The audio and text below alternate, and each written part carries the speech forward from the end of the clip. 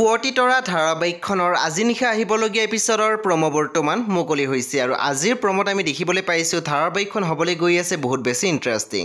বলকচোন চাওঁ আজিৰ প্ৰম'ত কি দেখিবলৈ পাইছোঁ। আজিৰ প্ৰম'ৰ প্ৰথম ভাগত আমি দেখিবলৈ পাইছোঁ ৰত্ন আৰু বেদ নাচি আছিলে আৰু তেতিয়া অনু আহিছিলে। তেতিয়া ৰত্নই কৈ আছিলে আজি তাই আহিছিলে। তেতিয়া অনুই মাত দিছিল তাই মানে? তেতিয়া আমি দেখিবলৈ পাইছোঁ বেদই কৈছিল আৰে মই যে তোক কৈছিলোঁ মোৰ ভাল লগা ছোৱালীজনী তাই আহিছিলে। তেতিয়া ৰত্নই মাত দিছে নামটো কি গম পাইছনে নাই? অনুভূতি। তেতিয়া আমি দেখিবলৈ পাইছোঁ অনুৰ খুবেই ভাল লাগিছিলে। তাৰপিছত আমি প্ৰম'ত দেখিবলৈ পাইছোঁ প্ৰজ্ঞা আৰু কিংচুকক দেখি অনুৱে কৈ আছিল তই এই ৰাতিখন ইয়াত কি কৰি আছ আৰু তই মদ খাইছ?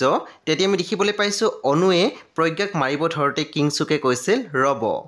তাৰপিছত আমি প্ৰম'ত দেখিবলৈ পাইছোঁ বিন্দু আৰু বেদ কিটচেনত আছিলে আৰু তেতিয়া বিন্দুৱে বেদক কৈ আছিল বা আজি মুখত গান বাজিছে নিমখৰ জেগাত চেনি উঠিছে হাদা ঘটনাটো কি?